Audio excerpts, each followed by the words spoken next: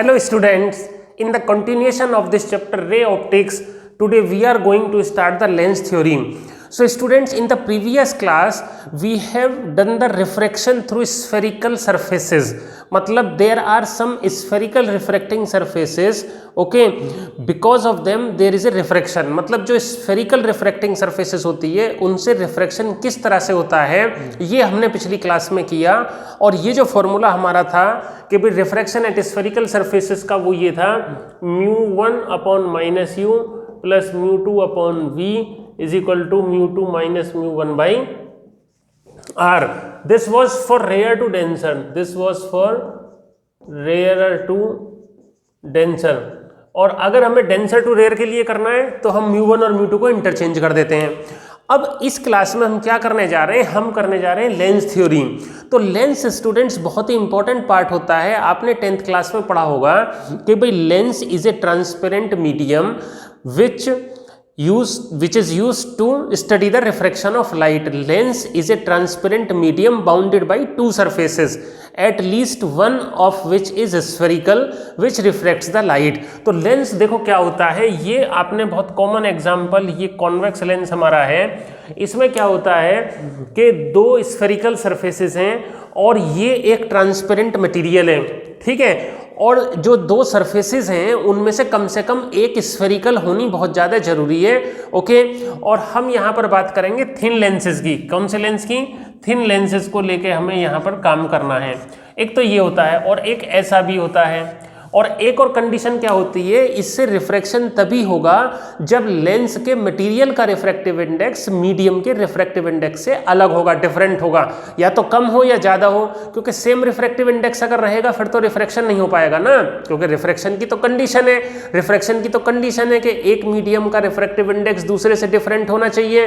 तो यहाँ पर ये हमारा कॉन्वेक्स लेंस है, ये कॉन्केव लेंस है. अब दो बातें हो सकती हैं. अगर जैसे कॉन्वेक्स लेंस हमारा है तो कॉन्वेक्स लेंस को हम डबल कॉन्वेक्स लेंस या बाया कॉन्वेक्स लेंस भी बोलते हैं. या अब इसकी जो दो रेडियाई ऑफ कर्वेचर हैं उनकी रेडियस अगर इक्वल है तो वो हो जाता है इक्वी कॉन्वेक्स लेंस. क्या हो जाता है वो? Equi convex lens, okay. और ये हो जाएगा इक्वी कॉन्केव लेंस. अब स्टूडेंट्स क्या होता है कि इसकी कई सारी टर्म्स हैं जो आपने पहले ऑलरेडी डिस्कस कर रखी हैं, लेकिन फिर भी मैं यहाँ आपको उनको इंट्रोडक्शन कर देता हूँ इनका. कि एक तो इसका ये पॉइंट होता है ऑप्टिकल सेंटर, जो इसकी प्रिंसिपल एक्सिस जो होती है वो ऑप्टिकल सेंटर से पास होती है, ओके. और इसके दो centre of curvature C1 C2 और इसी तरह दो ही फोकस होते हैं F1 F2, okay.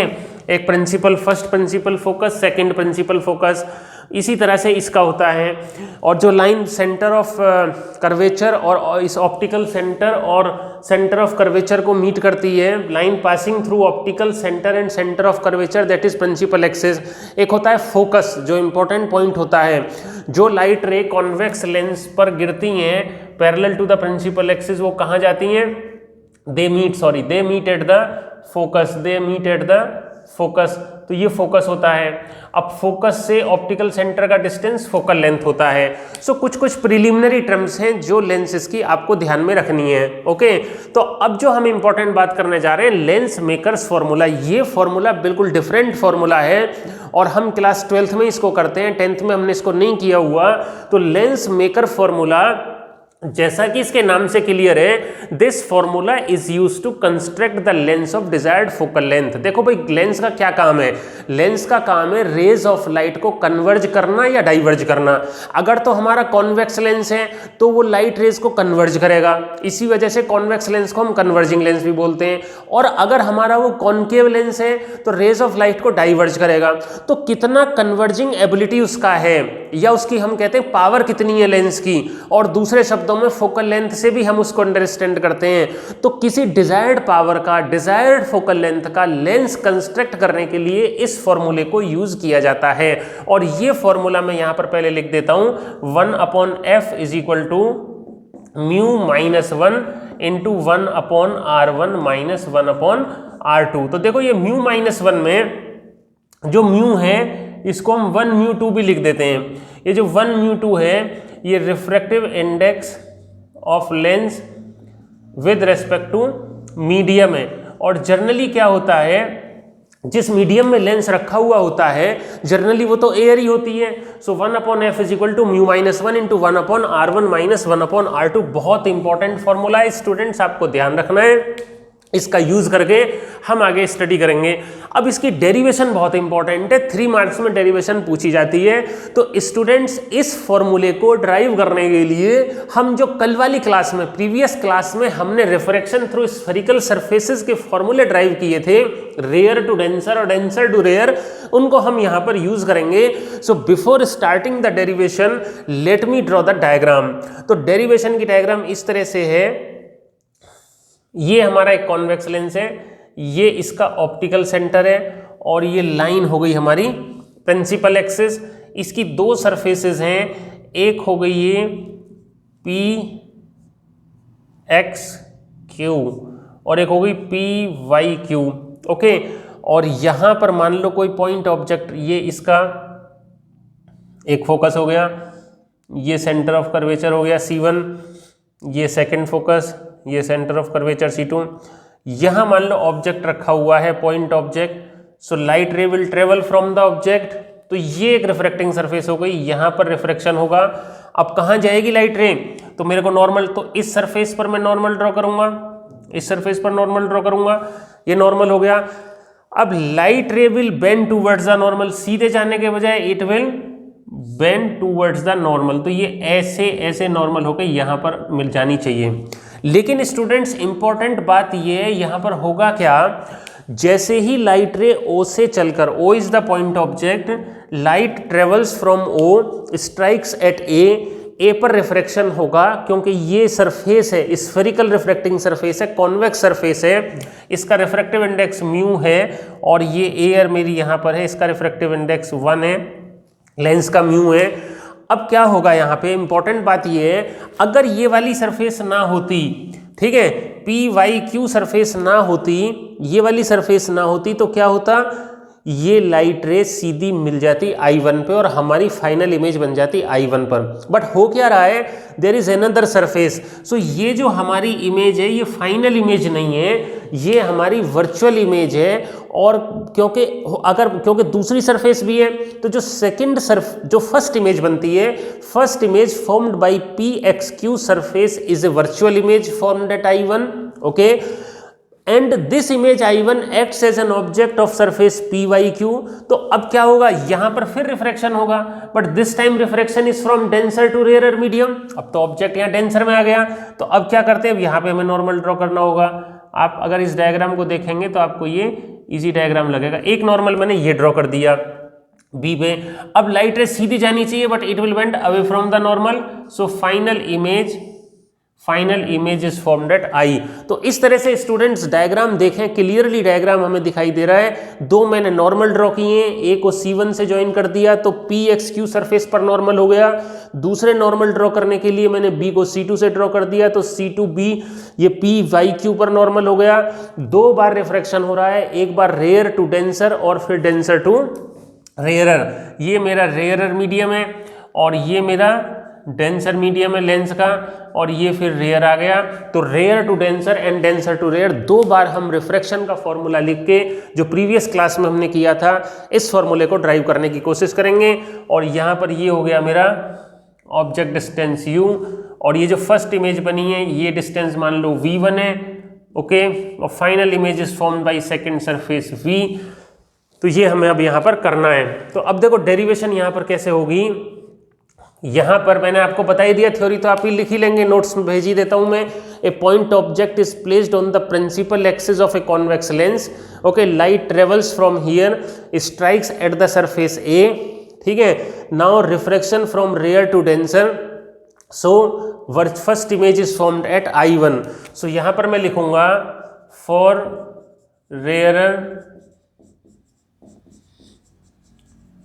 Rare to denser. तो रेयर टू डेंसर के लिए वो फॉर्मूला जो मैंने आपको कल बताया था, μ1/-u plus μ2 upon image V1 पे बन रही है, ये ध्यान रखना है, इमेज V पर नहीं बन रही, V1 पे, क्योंकि ये जो रेयर टू डेंसर के लिए फॉर PXQ सरफेस भी मेरे को लिखना चाहिए, for rare to denser at PXQ surface, this is a convex surface, okay. तो mu one upon minus u plus mu two upon v1 is equal to mu two minus mu one upon r, ये आ गया, ठीक है, R1 आ गया। इसकी जो रेडियस ऑफ कर्वेचर है, ये रेडियस ऑफ कर्वेचर हो गई इसकी R1 इस वाली सरफेस की, और इसका रेडियस ऑफ कर्वेचर हो गया R2, ठीक है, R1 फर्स्ट इक्वेशन, ओके। अब क्या होगा, but this image is virtual because there is another surface, there is another surface, ठीक है। सो ये जो वर्चुअल इमेज है ये किसका काम करेगी, ऑब्जेक्ट का काम करेगी, और जो दूसरी सरफेस मैंने आपको बताई ना, जो सेकंड वाली सरफेस है, वो क्या बनाएगी, xp2y surface. Final image is formed by PYQ surface at I. This is refraction from denser to rarer medium.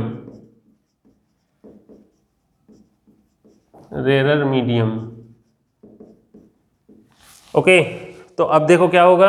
अब मैंने क्या बताया, डेंसर टू रेयर के लिए मैं म्यू1 और म्यू2 को इंटरचेंज करूंगा, तो अब म्यू1 की जगह क्या जाएगा, म्यू2 अपॉन जो ऑब्जेक्ट की डिस्टेंस है वो क्या जाएगी, ये जो v1 जो फर्स्ट इमेज बनी है ना, ये ऑब्जेक्ट का काम कर रही है, plus mu one upon final image कहाँ बन रही है, v पे, is equal to mu one minus mu two by r. तो अब यहाँ पर हम सिंप्लीफिकेशन इसका कर लेंगे। कैसे करेंगे, देखो ये फर्स्ट इक्वेशन है, सेकंड है, अगर इन दोनों को ऐड में करता हूँ, इक्वेशन 1 प्लस इक्वेशन 2, तो ये टर्म तो कैंसिल हो जाएगी, तो ये बचेगा मेरा म्यू1 कॉमन ले लेता हूँ, 1 upon we minus 1 upon U. अब देखो ये म्यू2 माइनस म्यू1 है और ये म्यू1 माइनस म्यू2 है, तो अगर इधर मैं म्यू2 माइनस म्यू1 कॉमन ले लेता हूँ तो ये हो जाएगा 1 upon R1 minus 1 upon R2, ये R2 है, क्योंकि ये mu one minus mu two can be written as minus mu two minus mu one, okay. So final formula जो हमारे पास आने वाला है, और आपको अगर ध्यान हो क्लास 10th में आपने पढ़ा होगा lens formula, 1 upon f is equal to 1 upon we minus 1 upon u, तो ये आ जाएगा अपना 1 upon f is equal to mu two 1 mu two minus 1 into 1 upon R1 minus 1 upon R2। तो इस तरह से हमारा फॉर्मूला ड्राइव हो चुका है स्टूडेंट्स। सो बहुत इंपॉर्टेंट फॉर्मूला हमने ड्राइव किया। देखो कैसे ड्राइव किया, बहुत सिंपल है। जो पिछली क्लास में हमने स्फेरिकल सरफेसेस से रिफ्रैक्शन डिस्कस किया था, उसको 2 बार हमने लेके चले हैं, एक तो रेयर टू डेंसर के लिए और फिर डेंसर टू रेयर के लिए।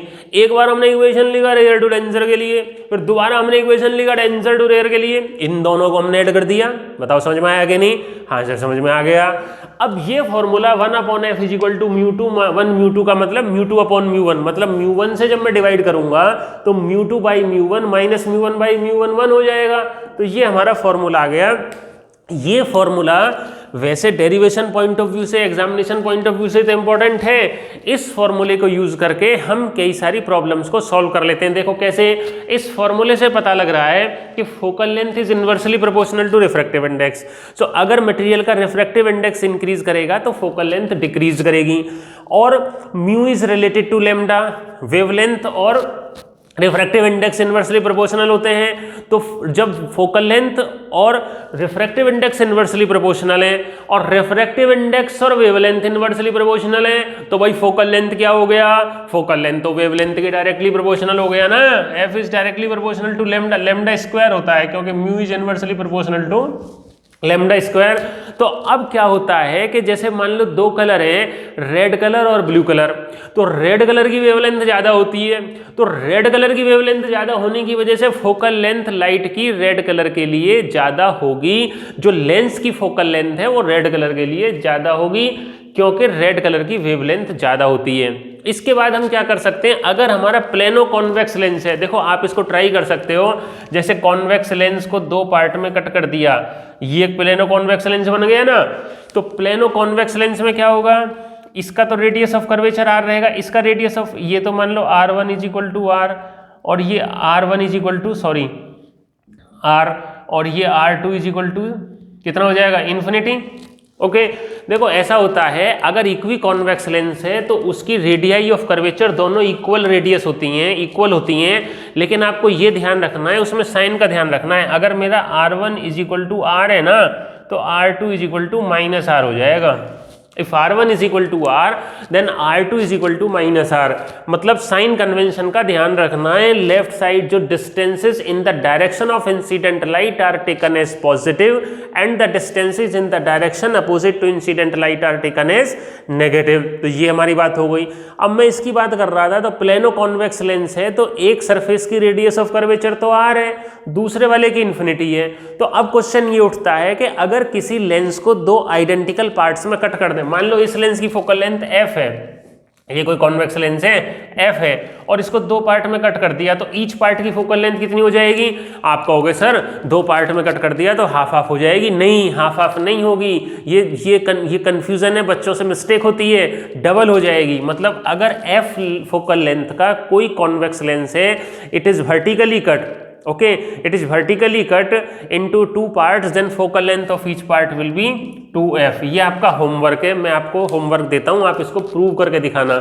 लेकिन अगर हम इसको ऐसे कट करेंगे हॉरिजॉन्टली, ऐसे दो पार्ट में, इस तरह से दो पार्ट, एक पार्ट ये हो गया, एक part, so no change in focal length, no change in, देखो focal length is related to radius of curvature, focal length is related to radius of curvature, तो उसमें रेडियस ऑफ कर्वेचर सेम रहा, curvature तो same रहा, इसमें curvature change हो गया तो इसमें डबल हो जाएगा। तो आप क्या करना, मैं आपको हिंट दे रहा हूं कि एक बार लेंस मेकर फॉर्मूला यूज कर लेना इसके लिए, r1 is equal to R, r2 is equal to minus are.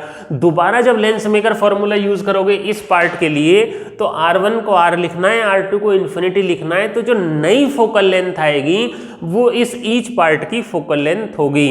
तो इस तरह से हमने लेंस मेकर फॉर्मूले को ड्राइव किया और उसके ऊपर कई सारे क्वेश्चंस डिस्कस किए। अब एक बात और मैं आपको बता देता हूं कि हमारा कॉन्वेक्स लेंस होता है कन्वर्जिंग लेंस। जनरली हम क्या करते हैं कि कॉन्वेक्स लेंस हो या कॉन्केव लेंस हो, उसको एयर में ही डिस्कस करते हैं। जो refraction of light through lens होती है वो हम एयर में ही डिस्कस करते हैं, लेकिन ऐसा तो जरूरी नहीं है ना। Lens can be used in any other material medium, भाई लेंस को पानी में भी रखा जा सकता है, लेंस को किसी और डेंसर मीडियम में भी रखा जा सकता है। तो लेंस की जो फोकल लेंथ है वो चेंज हो जाती है अगर हम लेंस को किसी दूसरे मीडियम में यूज करें। देखो सिंपल क्वेश्चन, बहुत कॉमन क्वेश्चन है जो एग्जाम में पूछा जाता है, what happens to the focal length of lens when it is immersed in water. फिर सुन लो ध्यान से, कई बार क्वेश्चन पूछा गया है, अगर किसी कॉन्वेक्स लेंस या कॉन्केव लेंस को हम वाटर में इमर्ज कर दें तो उसकी फोकल लेंथ पर क्या इफेक्ट पड़ने वाला है। तो फोकल लेंथ क्या होगी, कम हो जाएगी। देखो क्या होगा, focal length is inversely proportional to mu.